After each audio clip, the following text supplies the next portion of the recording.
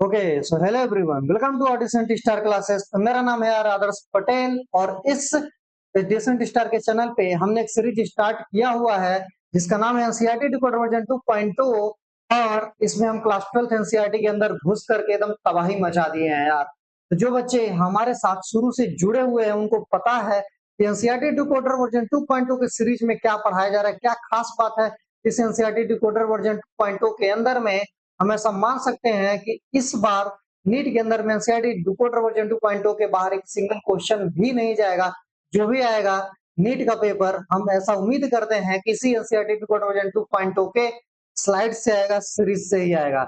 ऐसा कोई भी एनसीईआरटी का लाइन हम छोड़ ही नहीं रहे हैं जहां से एग्जामिनर क्वेश्चन को पुट करे और आप कर ना पाओ। तो जो बच्चे यार हमारे साथ शुरू से ऐसे जुड़े हुए हैं, जो शुरू से हमारे साथ एक एक चैप्टर, एक एक टॉपिक को, एक एक वीडियो को ऐसे पढ़ते जा रहे हैं, जनसंख्या थोड़ी कम है पर जो बच्चे यार शुरू से पढ़ रहे हैं हमें पता है कि वो कैसे पढ़ रहे हैं, ठीक है ना। क्योंकि हमारी वीडियो यार बहुत थोड़ी बहुत लेंदी है ना। लेंदी इसलिए है क्योंकि हम एनसीईआरटी की एक एक लाइन, पहले तो हम कॉन्सेप्ट को खुद अपने तरीके से पढ़ाते हैं, फिर जाकर के भाई हम एनसीईआरटी की लाइन को दिखाते हैं। और एनसीईआरटी की लाइन का एक सिंगल लाइन भी ऐसा नहीं, एक सिंगल कॉन्सेप्ट भी ऐसा नहीं है जो हमारी नजरों से छूट जाए, है ना भाई। तो जो बच्चे यार शुरू से हमारे साथ लगे हुए हैं वो देख रहे हैं कि हम चैप्टर बाय चैप्टर एक एक टॉपिक को कवर कर रहे हैं। जिस तरीके से एनसीईआरटी में पूरा चैप्टर दिया है, तो मैंने बोला यार इस डिसेंट स्टार के चैनल पे इस एनसीईआरटी डिकोडर वर्जन 2.0 सीरीज के अंदर में हम पूरा का पूरा यार एनसीईआरटी डाल देंगे, पूरी की पूरी चैप्टर की वीडियो डालेंगे और एक सीक्वेंस के अंदर में डालेंगे। और जिस तरीके से एनसीईआरटी के अंदर में हेडिंग्स दिए हुए हैं, टॉपिक्स दिए हैं, इसी तरीके से हम पूरा का पूरा यार वीडियो अपलोड करने वाले हैं। तो यार अभी तक हमने इस क्लास 12th एनसीईआरटी की सीरीज में पहला और दूसरा फ्लावरिंग प्लांट का रिप्रोडक्शन और ह्यूमन रिप्रोडक्शन को हमने खत्म कर लिया है। और आज अपना जो तीसरा चैप्टर है ये है रिप्रोडक्टिव हेल्थ, है ना भाई। अपना जो चैप्टर है रिप्रोडक्टिव हेल्थ, जो कि एनसीईआरटी में तीसरा चैप्टर दिया हुआ है, इसको कई सारे बच्चे गलती क्या करते हैं भैया, स्किप कर जाते हैं। उनको लगता है कि क्या ही है, इस रिप्रोडक्टिव हेल्थ के अंदर बहुत सारा बकवास लिखा हुआ। हाँ यार बिल्कुल, एनसीईआरटी का पहला, दूसरा, लगभग तीसरा भी बोल सकते हैं पन्ना देखने में ऐसा ही लगेगा कि थोड़ा क्या ही कुछ लिखा हुआ है। पर यकीन मानो एनसीईआरटी इस रिप्रोडक्टिव हेल्थ के अंदर से इस बार नीट के अंदर में लगभग 2-3 सवालों के अंदर में इसका कॉन्सेप्ट यूज हुआ था यार। इसलिए इस रिप्रोडक्टिव हेल्थ को कभी भी छोड़ करके हम नहीं जा सकते। ये चैप्टर इग्नोर करने वाला बिल्कुल भी नहीं है भैया, ये चैप्टर बिल्कुल भी इग्नोर करने वाला नहीं।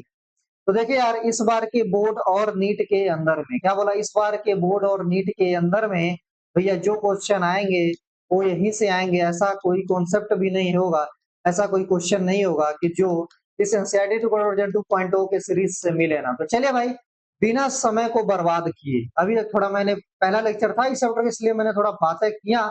तो यार बिना समय को बर्बाद किए हुए आज इसका जो भी इंट्रोडक्टरी पार्ट है, चलिए भाई खत्म करते हैं। देखिए इस रिप्रोडक्टिव हेल्थ की कहानी क्या है, रिप्रोडक्टिव हेल्थ में हमें पढ़ना क्या होता है, पहले तो हमें यार यही जानना होगा। और रिप्रोडक्टिव हेल्थ की नीड क्या है, रिप्रोडक्टिव हेल्थ की जरूरत क्या है, पहले तो हमें यार इस कुछ पॉइंट पे क्या करना पड़ेगा, खास करके फोकस करना पड़ेगा, है ना। फोकस करना पड़ेगा कि रिप्रोडक्टिव हेल्थ की आज की सोसाइटी में जरूरत क्या है, रिप्रोडक्टिव हेल्थ क्या चीज है। देखिए भाई, जैसा कि नाम में लिखा है रिप्रोडक्टिव और हेल्थ, क्या लिखा है भैया, नाम में लिखा है रिप्रोडक्टिव और दूसरा हेल्थ। तो मतलब क्या होगा, रिप्रोडक्टिव और हेल्थ। हेल्थ का मतलब आप सभी जानते हैं, नहीं जानते हैं तो सुनिएगा। हेल्थ की जब भी हम बात करते हैं, रिप्रोडक्टिव हेल्थ की मतलब, चलिए हेल्थ का मतलब तो हम यही होता है ना कि absence of disease, absence of disease. Health को ऐसे हम बोल सकते हैं कि नहीं बोल सकते हैं, बताइए बताइए भैया, हेल्थ को हम बोल सकते हैं कि नहीं। हाँ भाई बिल्कुल बिल्कुल बिल्कुल, एक मिनट एक मिनट, थोड़ा हमें फ्लो में आने दो। हेल्थ, हेल्थ का मतलब हम क्या बचपन की क्लास में पढ़े हैं, एब्सेंस ऑफ डिजीज। क्या पढ़े हैं, एब्सेंस ऑफ डिजीज। मतलब जब डिजीज का एब्सेंस है तब हम उसको बोलेंगे हेल्थ। थोड़ा मैं बड़ा हूँ, थोड़ा मुझे छोटा हो जाना चाहिए। चलिए भाई अब ऐसे क्लियर होगा। हेल्थ का मतलब हमने पढ़ा है कि एब्सेंस ऑफ डिजीज, मतलब कि अगर डिजीज नहीं है उसको हम हेल्थ बोल रहे हैं, बिल्कुल सही बात अब हमने पढ़ा था। और रिप्रोडक्टिव हेल्थ का मतलब ये हुआ कि रिप्रोडक्शन से एसोसिएटेड जो हेल्थ है, रिप्रोडक्शन से एसोसिएटेड जितने भी तरीके की डिजीज है और इसकी प्रिवेंटेशन है जो है, इसके जो कॉम्प्लिकेशन है, ये सारा कुछ हम किस में पढ़ते हैं, यही रिप्रोडक्टिव हेल्थ के अंदर में भैया पढ़ते हैं। और रिप्रोडक्टिव हेल्थ की नीड क्या है, नीड क्या है भैया, नीड इसकी जरूरत क्यों है हमको, रिप्रोडक्टिव हेल्थ को हम मेंटेन आखिर में क्यों करें, हमें जरूरत क्या है रिप्रोडक्टिव हेल्थ को मेंटेन करने के लिए। तो बिल्कुल यार, रिप्रोडक्टिव हेल्थ को मेंटेन करने की जरूरत क्या है। देखो यार, क्लास 11th एनसीईआरटी के अंदर में अगर आपने बायोलॉजी ऑफ क्लासिफिकेशन नाम का पढ़ा हुआ है, तो उसमें आर.एच. व्हिटेकर ने 5 क्राइटेरिया बताए हुए हैं, ठीक है ना।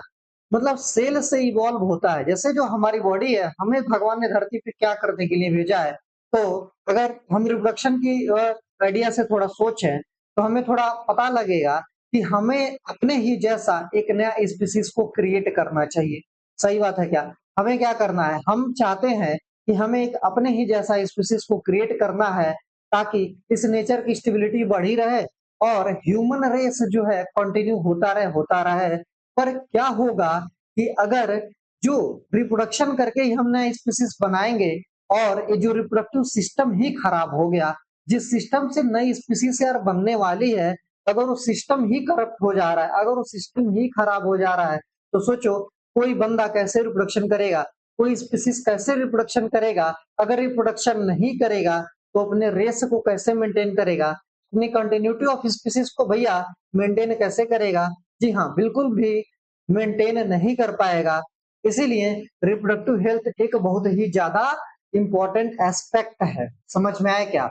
दूसरी चीज, किसी भी सोसाइटी में रहना है, हमें रहना है, हमारी ह्यूमन बॉडी है, तो हमें अपने हर एक सिस्टम को इंटीग्रेट करके चलना पड़ेगा। हमें हर एक सिस्टम के आपस में तालमेल मिला करके बैठा करके चलना पड़ेगा। हर सिस्टम के बीच में एक हार्मोनी मेंटेन करनी पड़ेगी, है ना। तो क्या रिप्रोडक्टिव सिस्टम में अगर गंदगी रहे तो ये हमें चलेगा? बिल्कुल नहीं चलेगा। इसलिए भी हमें रिप्रोडक्टिव हेल्थ को मेंटेन करके रहना चाहिए। चलिए जी, इसके बाद थोड़ा और हम आगे बढ़ते हैं। तो देखिए, रिप्रोडक्टिव हेल्थ का मतलब यही हो गया, इसमें लिखा है कि हेल्दी रिप्रोडक्टिव ऑर्गन। ये बात आप जानते हैं कि हमारे रिप्रोडक्टिव ऑर्गन हेल्दी होने चाहिए, और क्यों होने चाहिए मैंने आपको बता दिया। दूसरा चीज, रिप्रोडक्टिव हेल्थ का मतलब ये भी हुआ कि जो भी हमारा रिप्रोडक्टिव ऑर्गन है, उसका नॉर्मल फंक्शनिंग होना चाहिए। सही बात है क्या? जो अब मैंने एक्सप्लेन किया, क्या मैंने सही एक्सप्लेन किया? बिल्कुल सर, हमने बहुत ही अच्छे तरीके से इसको एकदम एग्जैक्टली सही एक्सप्लेन किया। चलिए साहब, अब आगे आगे एक यहाँ पे एजेंसी का नाम लिखा हुआ है, एक ऑर्गेनाइजेशन का नाम लिखा हुआ है साहब। साहब देखिएगा ध्यान से, यहाँ पे एक बहुत ही अच्छे ऑर्गेनाइजेशन का नाम लिखा हुआ है। एक क्या लिखा हुआ है, एक यहाँ पे ऑर्गेनाइजेशन का नाम लिखा हुआ है, जिसका नाम क्या है भैया? इसका नाम है WHO। क्या है? WHO।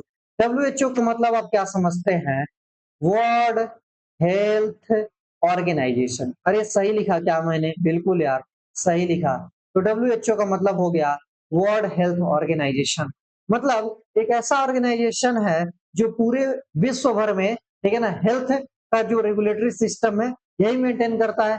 हेल्थ से रिलेटेड क्या होना चाहिए, क्या नहीं होना चाहिए, ये वही मेंटेन करता है। जब कोरोना आया था तब आपने देखा, कई बार न्यूज में सुना था ना, WHO ने ये गाइडलाइंस दी है, WHO ने वो गाइडलाइंस दिए हैं।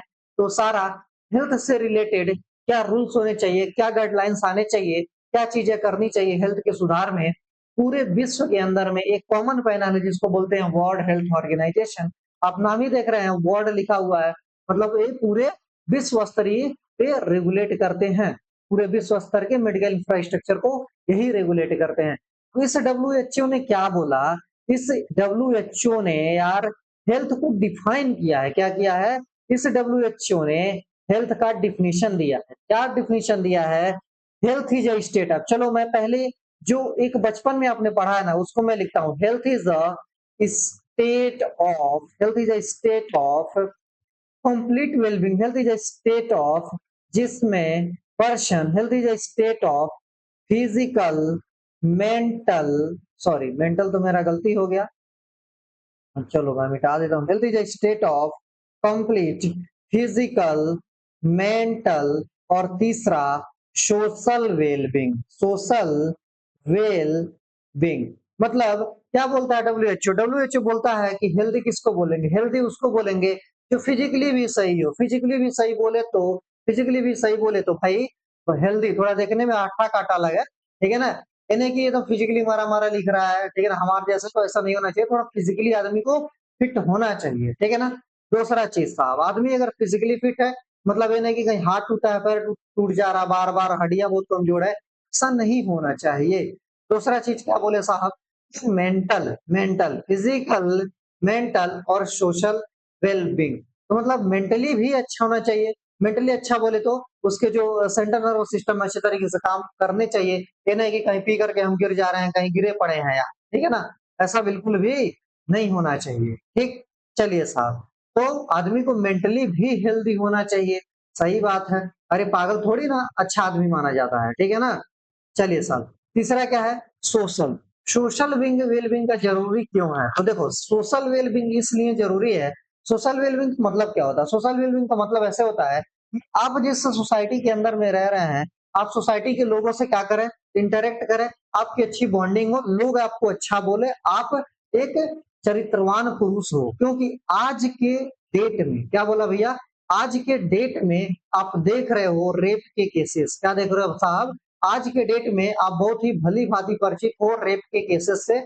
जो आदमी सोशली फिट नहीं है, जो आदमी साइकोलॉजिकली फिट नहीं है, मेंटली फिट नहीं है, उनको फर्क ही नहीं पड़ता, उन दरिंदों को, कमीनों को फर्क ही नहीं पड़ता है कि मतलब क्या करना चाहिए। अरे यार कितनी छोटी छोटी बच्चों के साथ रेप कर दे रहे, रेप क्यों करते हैं भाई, कितने दरिंदे हैं, गधे हैं, नालायक कमीने, ठीक है ना।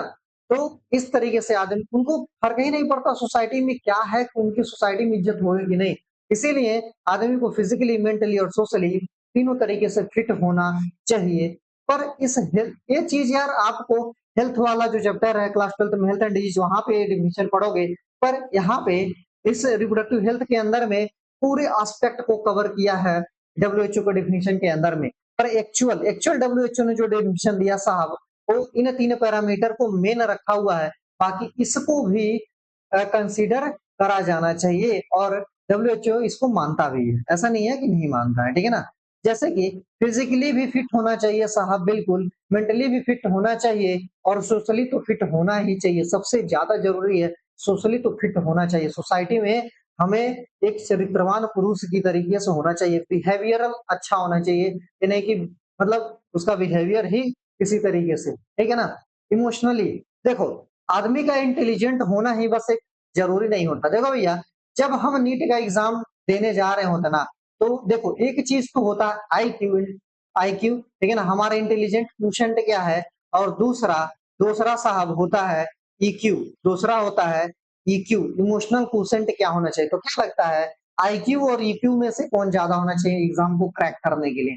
अगर हम इमोशनली अच्छे नहीं होंगे ना, तो हम आईक्यू कितना भी लेकर के जाएं, हम नीट का एग्जाम यार क्रैक नहीं कर पाएंगे। तो इसीलिए हमारा आईक्यू और ईक्यू बराबर होना चाहिए, ठीक है ना। हम जितने अच्छे इंटेलिजेंट है, हम इमोशनली भी हमें उतना इंटेलिजेंट होना चाहिए, हमें इमोशनली भी उतना स्ट्रांग होना चाहिए। नहीं कि एग्जाम के 2 दिन पहले गर्लफ्रेंड बदला लेना चाह रही है, छोड़ के चली गई, बाबू को कह के, बाबू मैं तुमसे बात नहीं करूंगी, और बाबू अपना पूरा एग्जाम में खत्म है ना भैया। तो बाबू को ऐसा नहीं होना है, क्या बोला, बाबू को साहब ऐसा नहीं होना है, ठीक है ना, बाबू को बाबू नहीं बचा, ठीक।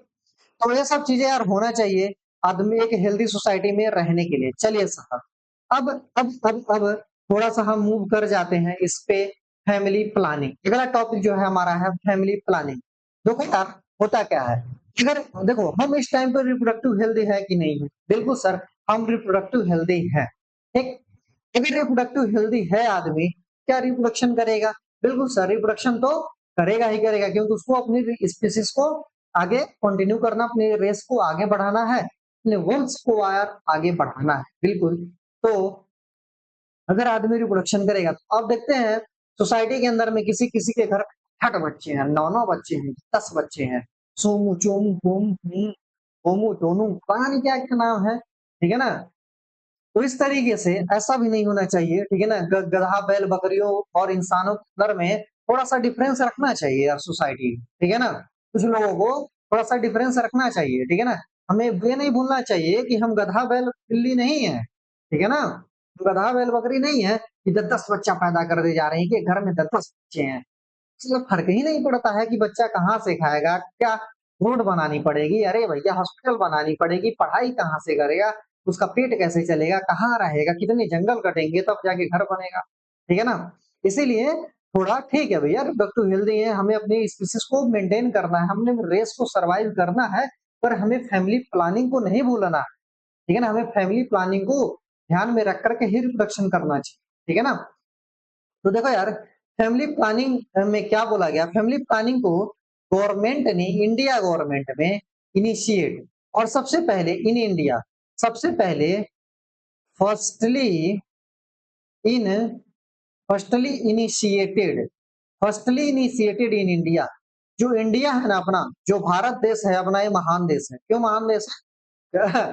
खैर चलो, भारत अपना महान देश है, इसीलिए भी ये महान बोल रहे हैं ना। तो फैमिली प्लानिंग को सबसे पहले किसी ने इनिशिएट किया, तो कौन किया? अपना भारत देश, ठीक है ना। ईयर, ईयर बोले साहब तो 1951, इसको हिंदी में परिवार नियोजना, ठीक है ना। मतलब कि 1951 के अंदर में सबसे पहले फैमिली प्लानिंग को यार इनिशिएट कर दिया गया, और इंडिया फर्स्टली, फर्स्टली इंडिया जो है एकदम फर्स्ट कंट्री है जिसने यार फैमिली प्लानिंग को क्या किया था? इनिशिएट किया, ठीक। दूसरा चीज, फैमिली प्लानिंग को इनिशिएट किया था, और आप एक स्लोगन भी सुने होंगे कि हम दो हमारे दो, हम दो हमारे दो, हम दो हमारे दो, हम दो हमारे दो का मतलब मम्मी पापा, मियाँ बीवी, बच्चे दो। एक फैमिली के अंदर मिनिमम 4 लोग होने चाहिए, ठीक है ना। तो हम दो हमारे दो, इसी चीज को ध्यान में रखो। अरे एक लड़का एक लड़की, नहीं तो 2 लड़के हो गए, क्या ही दिक्कत है? अबे थोड़ी ना कि अब लड़का नहीं पैदा हो रहा, तब पैदा करते जाओ, भले ही 9वीं अटेम्प्ट में नीट की तरीके से बच्चा पैदा हो रहा है, तो ऐसा नहीं करना है। फैमिली प्लानिंग को ध्यान में रखना है। और फैमिली प्लानिंग की जरूरत क्यों है, मैंने तुमको बता दिया भैया। किसी भी आदमी को रहने के लिए कम से कम जो बेसिक रिक्वायरमेंट है, क्या बोला, किसी भी लोग को यार सरवाइव करने के लिए जो बेसिक रिक्वायरमेंट है, जो बेसिक रिक्वायरमेंट है सब जरूरी है। क्या? फूड, शेल्टर, ठीक है ना। फूड चाहिए कि नहीं चाहिए? बिल्कुल चाहिए। फूड, शेल्टर और क्लॉथ। अरे भैया कम से कम इसका तो ध्यान रख लो। 10 बच्चे पैदा करके क्या करोगे? कम से कम बेसिक रिक्वायरमेंट तो रखो भैया। फूड, शेल्टर और क्लॉथ, ये चीज चाहिए कि नहीं चाहिए? बिल्कुल यार चाहिए।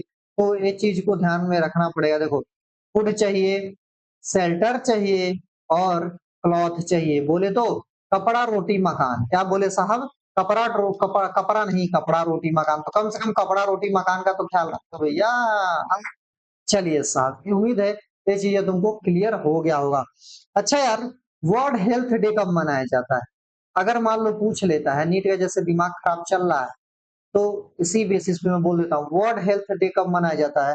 तो वर्ल्ड हेल्थ डे मनाया जाता है, मैंने थोड़ा डेटा यहाँ पे लिख रखा है, 7 अप्रैल को। और एक और है वर्ल्ड पॉपुलेशन, एक और डेटा मैं बनाता हूँ। पॉपुलेशन डे कब मनाया जाता है? पॉपुलेशन डे मनाया जाता है भैया 11 जुलाई, ठीक है ना। 11 जुलाई। आप लेक्चर देख रहे हैं किस महीने में? जून का महीना है कि जुलाई का महीना? जून का महीना ना।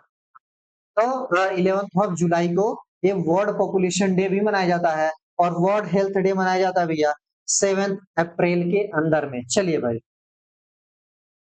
इसके बाद है अपना आरसीएच। आरसीएच का मतलब क्या होता है? आरसीएच का मतलब होता है reproductive and child child health care, health care. इसके बारे में क्या बोलेंगे sir? Reproductive and child health care की जरूरत क्यों पड़ी? तो रिप्रोडक्शन के बारे में अवेयरनेस फैलाने के लिए, ठीक है ना। आरसीएच क्या है? तो आरसीएच यही है, reproductive and child health care, ठीक है ना। तो आरसीएच क्या है? याद कर लो, आरसीएच का फुल फॉर्म है reproductive and child health care. ये इस हेल्थ केयर की जरूरत क्यों पड़ी?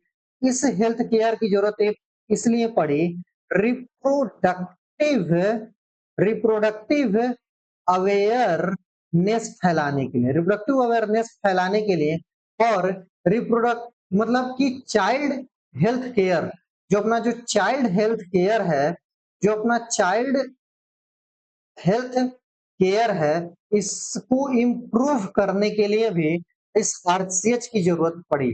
अच्छा सर, जब आप बात कर रहे हैं आरसीएच की, फंक्शन ऑफ आरसीएच, तो ये मैंने बता ही दिया। फंक्शन ऑफ आरसीएच का क्या था? To create reproductive awareness.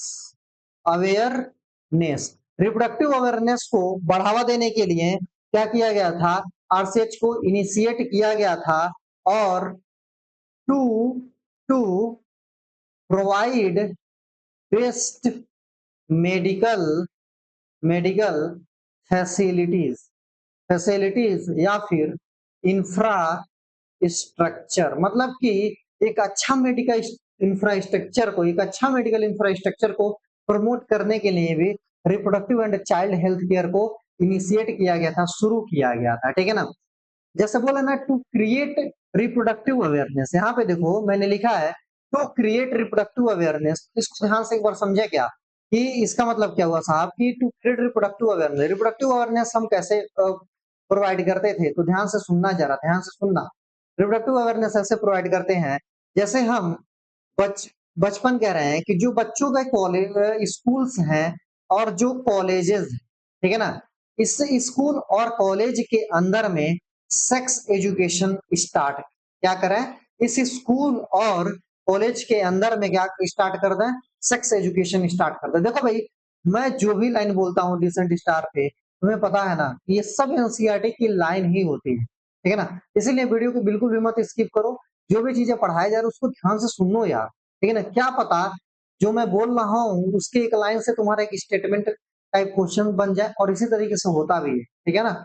इस स्टेटमेंट टाइप से क्वेश्चन बन जाएगा, नहीं लगा पाओगे, 4 नंबर कमाओगे, उससे अच्छा है 4 मिनट बचाने के चक्कर में 4 नंबर मत गवाओ, ठीक है ना।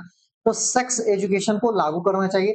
सेक्स एजुकेशन में क्या बताया जाएगा, तो जो मिथ्स हैं यार, जो मिथ्स हैं भैया, इसके बारे में बताओ, ठीक है ना। बहुत सारे सोसाइटी के अंदर में सेक्स से रिलेटेड मिथ होते हैं, लोगों को मिथ होते हैं, उस मिथ को ब्रेक करो, बताओ कि मतलब आइडियल कॉन्ट्रासेप्टिव क्या होता है, कॉन्डम्स क्या होते हैं, यूज क्या होते हैं, अगर अनवांटेड सेक्स हो जाता है तो उसको प्रिवेंट कैसे करते हैं, ठीक है ना।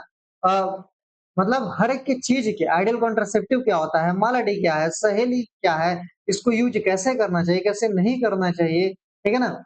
जो भी रिप्रोडक्शन से रिलेटेड एस्पेक्ट है, उन सारे एस्पेक्ट को भैया क्या करना चाहिए, कवर करना चाहिए, और स्कूल और कॉलेज के बच्चों को सेक्स एजुकेशन देना चाहिए, ठीक।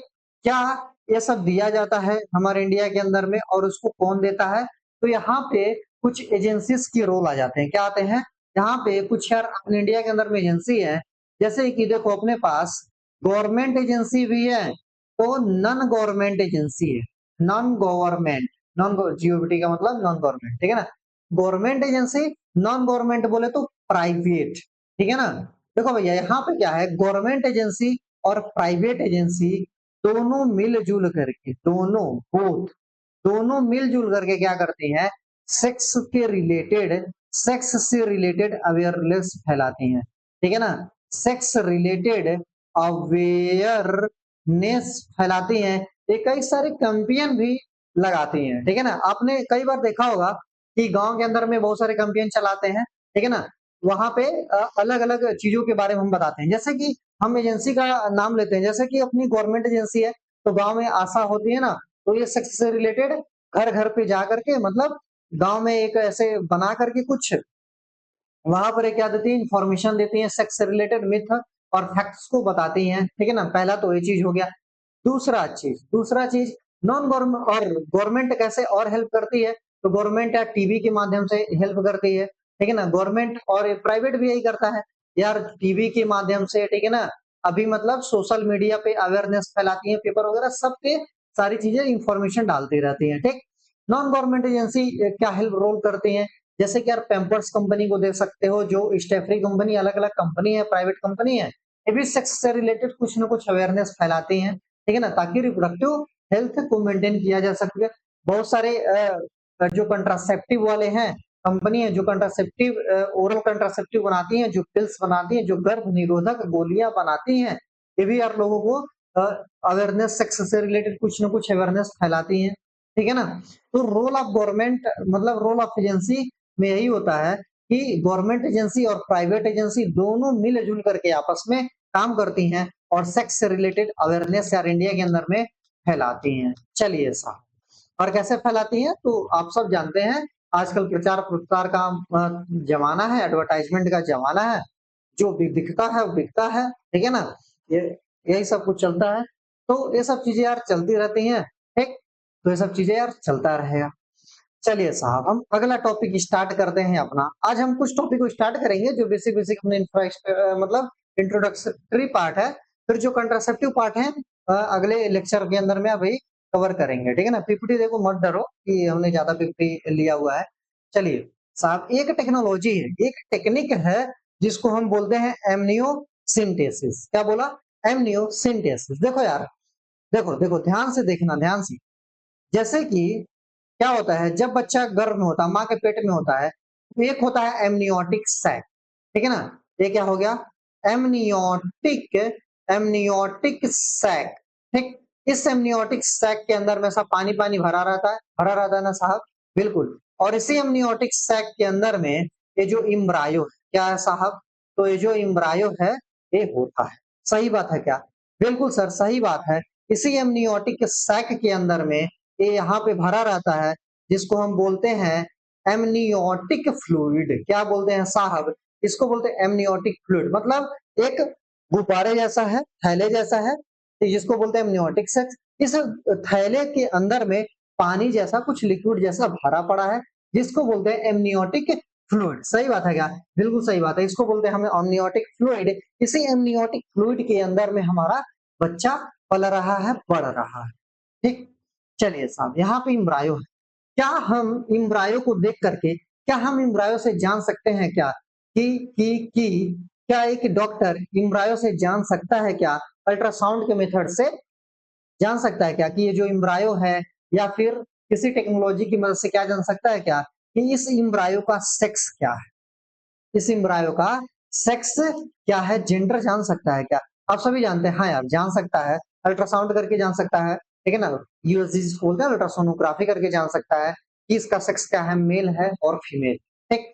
आप सभी को पता है कि बहुत सारे लोग फीमेल बेबी को देख करके अगर उनको पता लग जाता है कि फीमेल बेबी है, ठीक है ना, तो वो क्या कर देते हैं, फीमेल फोर्टिसाइड करा देते हैं। अबॉर्शन कराते हैं कि नहीं कराते हैं? बिल्कुल साहब, बहुत सारे लोग सोसाइटी के अंदर में अबॉर्शन करा देते हैं। क्या लड़कियों को जीने का अधिकार नहीं है? बिल्कुल अधिकार है। तो क्या अबॉर्शन सही है क्या? पेट में पल रहे एक बच्चे के लिए नहीं सही है, ठीक है ना? तो हुआ क्या, हुआ क्या? अब कहानी ध्यान से समझिए, समझियो भैया। एमनियोसिंथेसिस के अंदर में, एमनियोसिंथेसिस कुछ ऐसा ही टेक्नोलॉजी है ना? एमनियोसिंथेसिस क्या है? ये कुछ ऐसा ही टेक्नोलॉजी है जिसमें हम क्या करते हैं, इस एमनियोटिक सैक के अंदर में ये जो साहब अपना एमनियोटिक फ्लूइड भरा हुआ है, ये जो पानी जैसा भरा हुआ है, इसके अंदर में बहुत सारे डिजॉल्व सब्सटेंस होते हैं। क्या होते हैं साहब? इस एमनियोटिक फ्लूइड के अंदर में बहुत सारे डिजॉल्व सब्सटेंस होते हैं, डिजॉल्व सब्सटेंस होते हैं, ठीक? इसी एमनियोटिक फ्लूइड के अंदर में क्या होते हैं साहब? बहुत सारे डिजॉल्व सब्सटेंस होते हैं। इसी डिजॉल्व सब्सटेंस को हम क्या कर लेते हैं, लैब में ले करके इसको हम लैब में लेकर के इसी डिजॉल्व सब्सटेंस से हम जान सकते हैं कि एम्ब्रायो जो है, ठीक है ना, हमारा मेल है कि फीमेल है, ठीक? चलिए साहब, एमनियोसिंथेसिस टेक्निक के अंदर में थोड़ा हम समझते हैं, आपको बताते हैं क्या हो रहा है। इस एमनियोसिंथेसिस टेक्निक के अंदर में हो रहा है, इसी एमनियोटिक फ्लूइड को निकाल लेते हैं डॉक्टर इंजेक्शन से, इसको सक कर लेते हैं, इंजेक्शन से ले लेते हैं, और यहाँ पे इस एमनियोटिक फ्लूइड के अंदर में जो डिजॉल्व सब्सटेंस है, ठीक है ना, ये जो एमनियोटिक फ्लूइड है साहब, इसको क्या करते हैं, लैब में ले जा करके इसको एनालाइज करते हैं, इस फीटल सेल्स को एनालाइज करते हैं, और इसको मतलब जो सेक्स क्रोमोसोमल पैटर्न, क्या बोला, जो सेक्स क्रोमोसोमल पैटर्न है, यहाँ पे क्या होता है, इसके अंदर में जो क्रोमोसोमल पैटर्न होगा कि नहीं होगा, बिल्कुल साहब यहाँ पे क्रोमोसोमल पैटर्न तो होगा ही एमनियोटिक फ्लूइड के। तो इसी क्रोमोसोमल पैटर्न के आधार पे जान जाते हैं कि एम्ब्रायो का जेंडर क्या है, मेल है कि फीमेल है, ठीक है ना? तो अगर आदमी को पता चल गया तो ये काम कर सकता है, तो इससे क्या होता है, फर्टिसाइड बढ़ेगा। दूसरा, अगर आदमी क्रोमोसोमल पैटर्न को जान रहा है, अगर इस एमनियोटिक फ्लूइड के डिजॉल्व सब्सटेंस को जान रहा है, तो साहब देखिएगा वो जेनेटिक डिसऑर्डर को क्या कर लेगा, पहले ही पहचान जाएगा। क्या कर लेगा, इस जेनेटिक डिसऑर्डर को साहब ये पहचान आ जाएगा आदमी कि जो बच्चा है पेट में जो पल रहा है, इसके अंदर में कौन सा जेनेटिक डिसऑर्डर है, क्या कोई बहुत ही अलग तरीके का डिफेक्ट है क्या, अगर डिफेक्ट रहेगा तो हो सकता है अगर बच्चा किसी काम का नहीं है तो उसको एबॉर्ट किया जा सकता है, उसको एबॉर्ट किया जा सकता है, मतलब पहले ट्राइमेस्टर से पहले डॉक्टर से बोल करके या फिर डॉक्टर की एडवाइस के अनुसार काम किया जा सकता है। इतनी बात क्लियर है क्या? बिल्कुल यार, इतनी बात अगर क्लियर है तो तुमको समझ में आ गया होगा एमनियोसेंटेसिस क्या है। ठीक, एमनियोसेंटेसिस वो टेक्नोलॉजी है। एमनियोसेंटेसिस को बनाया क्यों गया? एमनियोसेंटेसिस को भैया इसीलिए बनाया गया ताकि हम जो बच्चा अभी गर्भ में पल रहा है ना, माँ के पेट में जो बच्चा पल रहा है, हम पहले ही होने वाले बीमारियों के बारे में जान सके। क्या जान सके? हम होने वाले इस बीमारियों के बारे में जान सके, तो उसको कोई बहुत भारी जेनेटिक डिसऑर्डर नहीं हो रहा है ना, ठीक है ना, डाउन सिंड्रोम तो नहीं है, हेमोफीलिया तो नहीं है, सिकल सेल एनीमिया तो नहीं है, ठीक है, इस तरीके कोई डिजीज तो नहीं है। क्या पता बहुत सारे डिजीज होते हैं ना जो एम्ब्रियोनिक लेवल पे उसको हम क्योर कर सकते हैं। बिल्कुल यार, जैसे एडिनोसिन वाला एक केस है, तो अगर एम्ब्रियोनिक पे डाल दे रहे हैं तो सही हो जाता है ना। रेडियो डिफिशिएंसी जो होती है एडिनोसिन डीएमएच, उसको क्योर किया जा सकता है। तो बहुत सारे बीमारी ऐसे हैं यार, अगर एम्ब्रियोनिक स्टेज पे पता लग जाता है, अगर अर्ली स्टेज पे पता लग जाता है तो हम उसको क्योर कर सकते हैं। ठीक, अगर हम ये कर ले रहे हैं तो इसके लोगों ने क्या किया, गलत का फायदा उठाना शुरू कर दिया और इस एमनियोसेंटेसिस पैटर्न से क्या हो गया, हम क्रोमोसोमल हम मतलब सेक्स को पता ही कर सकते हैं। बिल्कुल, सेक्स पता हो गया तो फीमेल फोर्टिसाइड्स का लेवल बढ़ने लगा, इसीलिए क्या कर दिया इसको, मतलब गवर्नमेंट ने इसको बैन कर दिया, ठीक है ना, गवर्नमेंट ने इसको बैन कर दिया है। और बैन क्यों किया है? क्योंकि फीमेल बैन कर दिया है इसलिए क्योंकि जो फोर्टिसाइड्स था, कौन सा फोर्टिसाइड्स, तो भैया जो फीमेल फोर्टिसाइड्स थे ये क्या हो रहे थे, डे बाय डे इंक्रीज हो रहे थे, इसलिए इसको बैन कर दिया गया। ऐसा है हम करा सकते हैं क्या सर? हाँ यार करा सकते हैं, पर अंडर द डॉक्टर ऑब्जर्वेशन। चलिए साहब, एक और टॉपिक आ गया अपना सहेली। क्या टॉपिक आ गया साहब? सहेली। तो सहेली के बारे में क्या बोलेंगे सर? सहेली के बारे में हम क्या बोलें? सहेली, तो जो आप सहेली वो सोच रहे हैं ना दोस्त वाला, वो सहेली बिल्कुल भी नहीं है, ठीक है ना। सहेली क्या है, ठीक है ना, जैसे कि जो अपना गवर्नमेंट एजेंसी है जिसको बोलते हैं सीडीआरआई, क्या है? सीडीआरआई। सीडीआरआई बोले तो central drug central drug research institute, central drug research institute. ठीक, ये कहाँ पे है, इसका लोकेशन कहाँ पे है सर जी? तो इसका लोकेशन है लखनऊ। लखनऊ जानते हो ना? हाँ लखनऊ। यहाँ पे सर आप गए हैं क्या? हाँ यार मैं गया हूँ एक बार, सीडीआरआई घूम के आया हूँ, पूरा देख करके आया हूँ। और सीडीआरआई ने इसी सहेली को बना, तो सहेली क्या है? सहेली एक ओरल कॉन्ट्रासेप्टिव, ठीक है ना, ओरल पिल्स जिसको हम बोल सकते हैं। सहेली एक ओरल पिल्स है, मतलब सहेली एक ओरल टैबलेट है, ठीक है ना। अगर फीमेल ले रही है, ठीक है ना, अगर फीमेल ले रही है और सेक्स भी कर रही है, सेक्स में इन्वॉल्व है और ये टैबलेट लेती जा रही है सहेली, तो क्या हो जाएगा, इनका जो इम्प्लांटेशन नहीं होगा, ठीक है ना, ये प्रेगनेंसी को अवॉइड कर पाएंगे, ठीक है ना। मतलब ये भी एक गर्भ निरोधक गोली है जो ओरल कंट्रासेप्टिव जिसको बोल रहे हैं, ठीक है ना। सहेली क्या है? एक गर्भ निरोधक गोली, ठीक है ना, इसको समझ ही गए हो आप। तो सीडीआरआई कौन बनाया है इसको, कौन सी एजेंसी ने? तो सीडीआरआई का फुल फॉर्म याद कर लो, बहुत इंपॉर्टेंट है, सेंट्रल ड्रग रिसर्च इंस्टीट्यूट। इसका लोकेशन कहाँ पे है? तो लखनऊ के अंदर में लोकेशन है। अच्छा सर सहेली के बारे में और कुछ बताइए। तो सहेली के बारे में सुनने में अगर तुमको मजा आ रहा है तो सहेली के बारे में एक चीज और बोलेंगे। सहेली जो होती है नॉन स्टेरॉयडल होती है, नॉन स्टेरॉयडल पिल्स थी सहेली, और इसी सहेली को बोला जाता है वंस अ वीक पिल। चलो मैं यहाँ सहेली को बोलते हैं वंस अ वीक पिल्स, ठीक है ना। वंस अ वीक पिल्स मतलब सहेली को हफ्ते के अंदर में, एक हफ्ते के अंदर में एक ही बार खाया जाता है।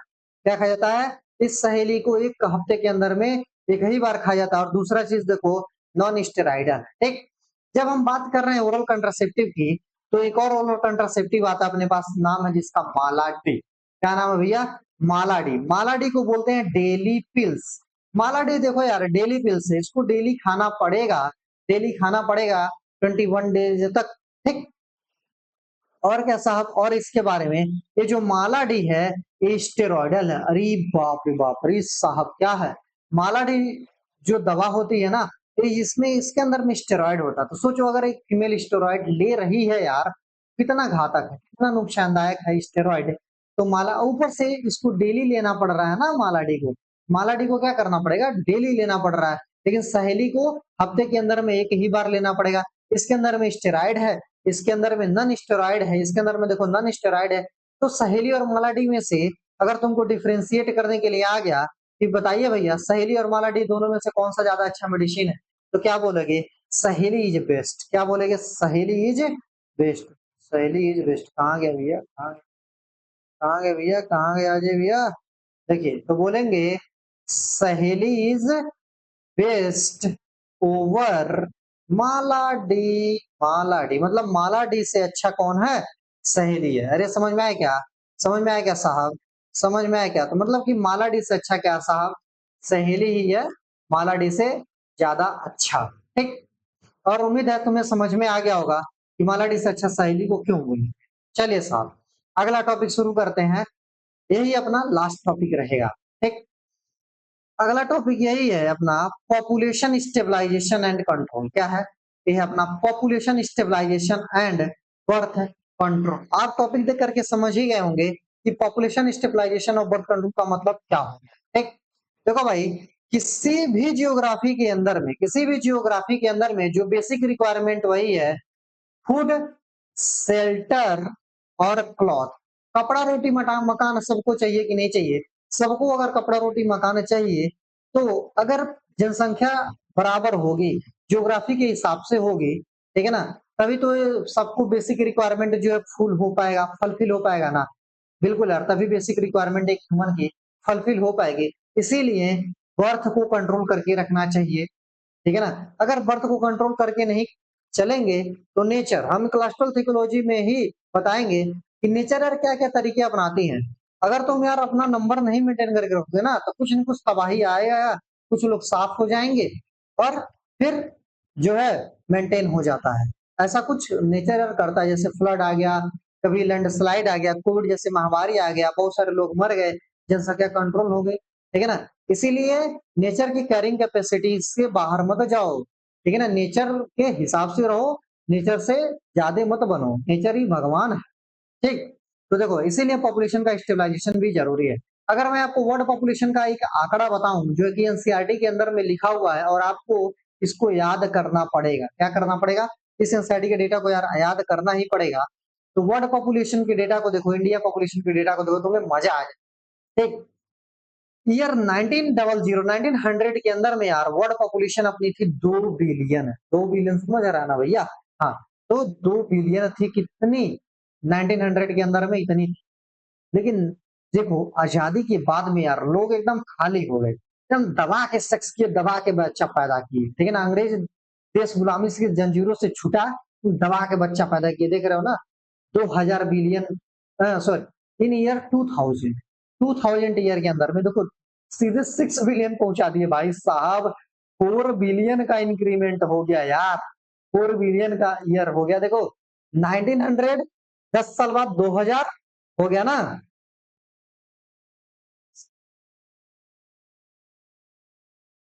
देख रहे हो ना कितना तेजी से ग्रोथ हुआ है, 6 बिलियन। इसके बाद देखो 11 साल में, 2011 में ज्यादा नहीं हुआ, 7.2 हो गया। कैसे, क्योंकि हम यार सेक्स से रिलेटेड एजुकेशन फैला रहे हैं, सेक्स से रिलेटेड अवेयरनेस फैला गया, तब जाकर के लोगों को समझ में आया ना कि इतना ही मेंटेन करके रखना है ना, थोड़ा मेंटेन करके रखना पड़ेगा। तब जाकर के लोगों ने थोड़ा एक कम किया बर्थ कंट्रोल। पहले यार देखो, पहले बर्थ कंट्रोल पहले बर्थ कंट्रोल के मेथड भी नहीं थे, कंट्रासेप्टिव मेथड भी नहीं थे, तो ऐसे सेक्स हो गया, जितने बच्चे पैदा होते जा रहे हो करा दो, ठीक है ना। तो ऐसा हो रहा था, ठीक है ना। और अभी क्या है, हमारे पास कॉन्ट्रासेप्टिव मेथड है, ठीक है ना, हमारे पास अबॉर्शन मेथड है, बहुत सारे मेथड है बर्थ कंट्रोल के, ना जाने कितने कितने मेथड है, 7 मेथड है बर्थ कंट्रोल के, tubectomy, vasectomy, implant, natural method, surgical method, ठीक है ना, बहुत सारे मेथड है जिसको हम अगली क्लास में डिस्कस करेंगे और उसी में तुमको मजा आएगा, ठीक है ना। तो तब बर्थ कंट्रोल मेथड नहीं था, अभी बर्थ कंट्रोल मेथड है भाई साहब, भी थोड़ा सा कंट्रोल है पॉपुलेशन। अब देखो इंडिया का पॉपुलेशन का आंकड़ा देखना, 1947 के अंदर में 350 मिलियन है, और देखो भैया आजादी के बाद भी लोग 2011 मई का डेटा है 1.2 बिलियन हो गया, ठीक है ना, 1.2 बिलियन डेटा हो गया, समझ रहे हो, सीधे मिलियन से बिलियन पहुंचा दिए सब। ठीक, चलिए साहब, एनसीईआरटी में एक चीज और लिखा है, 2011 सेंसस डेटा के अनुसार, ये जो 2011 मई के अंदर में जो ये क्या हुआ था, जनगणना हुआ था ना, तो जो सेंसस रिपोर्ट के अनुसार क्या हुआ था, जो कि पॉपुलेशन ग्रोथ रेट है पाई गई लेस देन 2%। इसको ध्यान से याद रख लेना, ये जो पॉपुलेशन ग्रोथ रेट है लेस देन 2% है, 2% से कम ही है, ठीक है ना। नीट में पूछा जा सकता है किसी स्टेटमेंट के अंदर में, क्यों, क्योंकि अभी हमारे पास आइडियल कंट्रासेप्टिव है, इसीलिए पॉपुलेशन का जो कंट्रोल रेट है ऐसा हो गया, मतलब ग्रोथ रेट है थोड़ा कम हो गया। ठीक, अच्छा साहब, रीजन फॉर पॉपुलेशन एक्सप्लोजन, इतना आसानी, इतना तेज से, ना एकदम भड़काऊ तरीके से जो जनसंख्या का विस्फोट क्यों हुआ, पॉपुलेशन का एक्सप्लोजन क्यों हुआ इतना तेज से, तो उसका देखो यार, जैसे जैसे हम आगे बढ़ते गए हमारी मेडिकल इंफ्रास्ट्रक्चर एडवांस हो गई होती गई, ठीक है ना। मेडिकल इंफ्रास्ट्रक्चर जितना ज्यादा एडवांस हो गया उतना ज्यादा मोर्टेलिटी रेट, मोर्टेलिटी समझ रहे हो ना, मरने की संख्या, पहले होता क्या था, बहुत सारी फीमेल ना बेबी को बर्थ देते टाइम यार उनका डेथ हो जाता था, ठीक है ना। और मेडिकल इंफ्रास्ट्रक्चर इतना स्ट्रांग नहीं था, तो बहुत सारे बच्चे पैदा लिए, फिर कुछ टाइम के बाद मर जाते थे, ठीक है ना।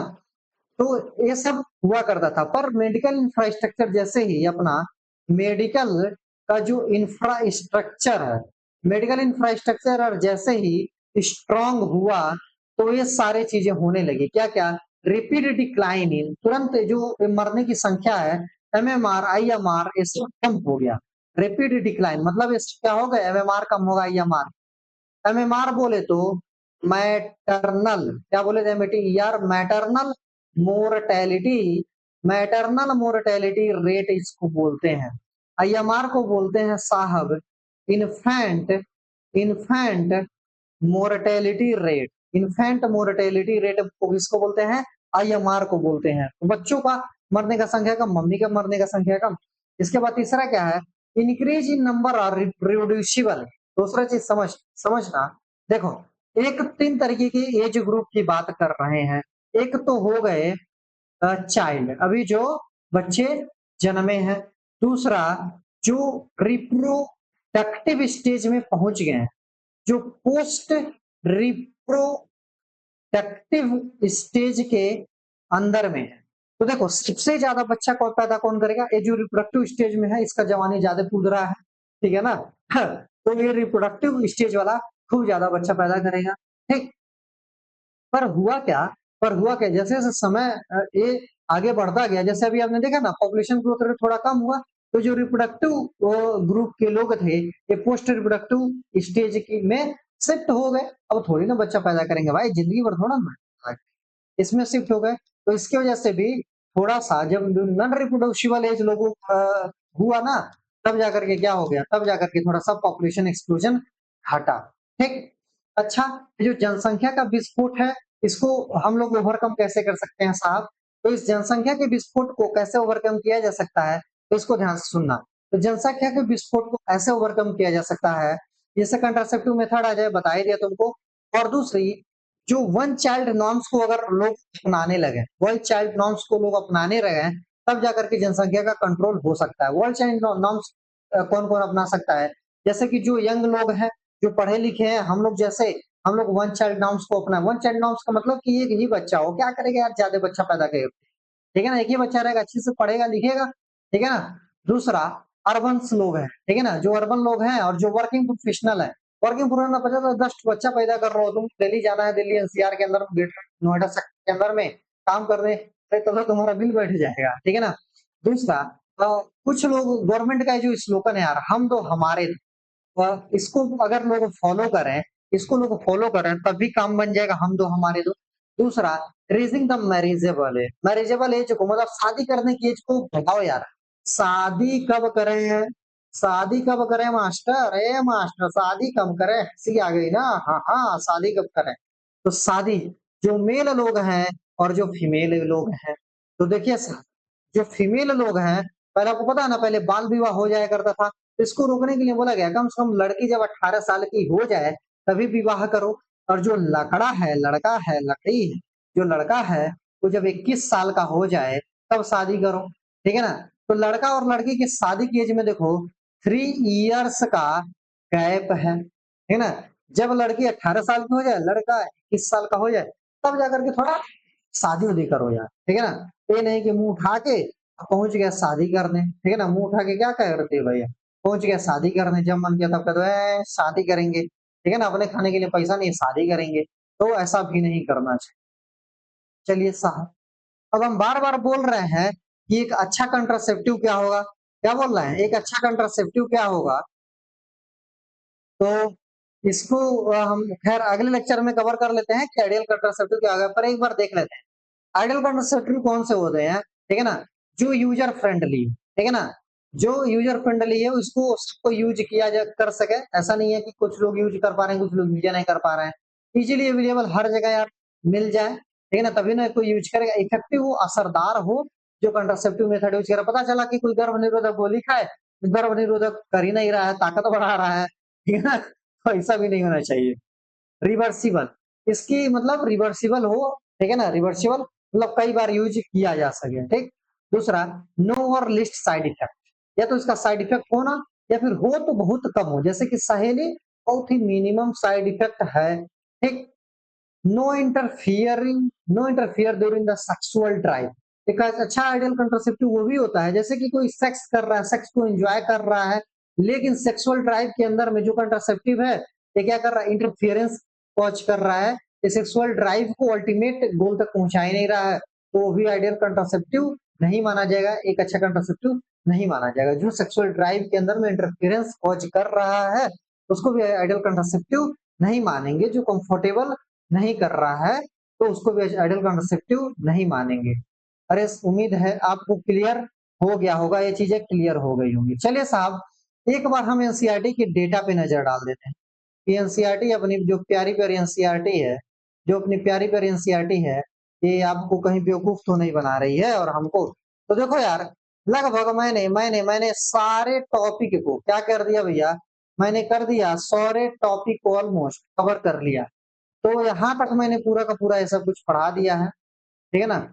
आगे हम इस कॉन्ट्रासेप्टिव डिवाइस को पढ़ेंगे, अलग-अलग तरीके के जो भी यार कॉन्ट्रासेप्टिव मेथड है, ये सब पढ़ेंगे। तो उम्मीद है यार ये जो रिप्रोडक्टिव हेल्थ है ये आपको पूरा अच्छे तरीके से समझ में आ गया होगा। तो चलिए भैया, तो इसी तरीके से हमारे साथ बने रहिए, पढ़ते रहिए, हँसते रहिए, खेलते रहिए, मुस्कुराते रहिए। मिलते हैं अगले लेक्चर में। Thank you all the very best. जय हिंद, जय भारत।